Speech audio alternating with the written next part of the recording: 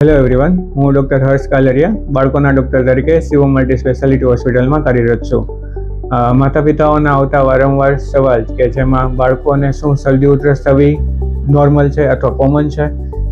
તો વર્ષમાં 4 થી 5 વાર શરદી કે ઉધરસ થવી એ બાળકો માટે કોમન ગણાય. પણ જો બાળક વારંવાર બીમાર પડી જાય, બાળકને વારંવાર શરદી ઉધરસ થવી 15 થી 20 દિવસમાં થવું અથવા બાળકને એડમિટ કરવા જેવી કન્ડિશન થાય તો બાળક માટે નોર્મલ ના હોઈ શકે. તો બાળકને આવું થવાના કારણોમાં બાળકને એલર્જી હોવી, ઇન્ફેક્શન હોવું કે બાળકની રોગપ્રતિકારક શક્તિ હોવી જેવા કારણો હોઈ શકે છે. તો આ વસ્તુ માટે નજીકના કોઈ બી બાળકોના ડૉક્ટર પાસે યોગ્ય માહિતી અને માર્ગદર્શન લેવું જરૂરી બને છે.